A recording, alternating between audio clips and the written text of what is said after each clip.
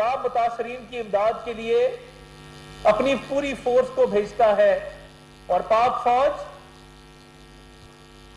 سارے سیلاب متاثرہ علاقوں میں اپنے پیشہ ورانہ امور انجام دیتے ہوئے آپ کو نظر آتی ہے۔ آپ کا کیا اتنا قد ہو گیا ہے، آپ اتنے بڑے ہو گئے ہیں کہ آپ چوکیدار کے قد کے برابر آ کے بات کریں؟ آپ یہ سمجھتے ہیں کہ آپ ایک پورے ادارے سے ٹکر لے لیں گے، آئے روز گالیاں دیں گے، الزامات لگائیں گے، الزام تراشی کریں گے، بہتان لگائیں گے اور آپ کو پوچھنے والا کوئی نہیں ہوگا؟ یہ چوکیدار تب تو آپ کو بڑا اچھا لگتا تھا جب آپ اپنے کام ان سے لیا کرتے تھے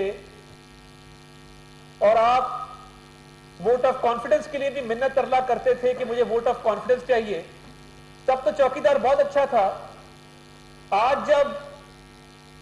آپ کی چوریاں سامنے آئی ہیں، مسئلہ یہ ہے چوکیدار نے آپ کی چوری کی نشاندہی کی ہے، چوکیدار نے بتایا ہے کہ آپ کے گھر سے کس طرح سے گھڑیاں غائب ہو رہی تھیں،